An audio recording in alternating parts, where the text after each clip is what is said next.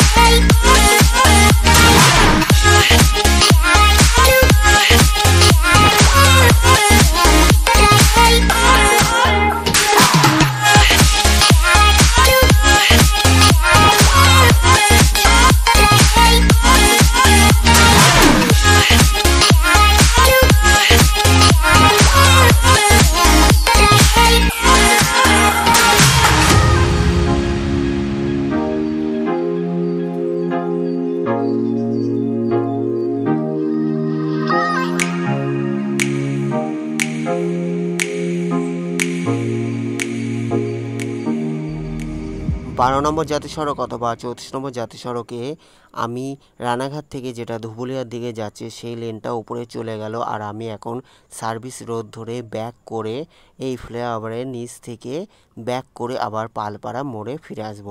এখন দেখছেন আমি সার্ভিস রোডে রয়েছি। এই যে সার্ভিস রোডে এখান থেকে ব্যাক করে আবার পালপাড়া, কৃষ্ণনগর পালপাড়ার দিকে ফিরে আসছি।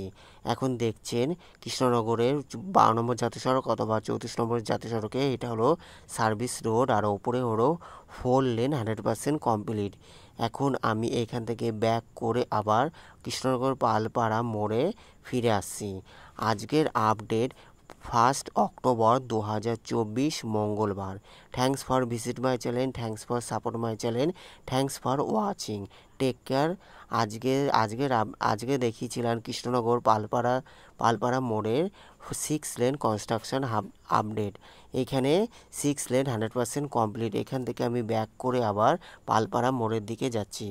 এখান থেকে এই যে এবার আমি 34 নম্বর জাতীয় সড়ক অথবা 12 নম্বর জাতীয় সড়কে উঠবো। ওপরে হলো 34 নম্বর জাতীয় সড়ক, যেটা 4 লেন 100% কমপ্লিট। এদিকটা হলো সার্ভিস রোড।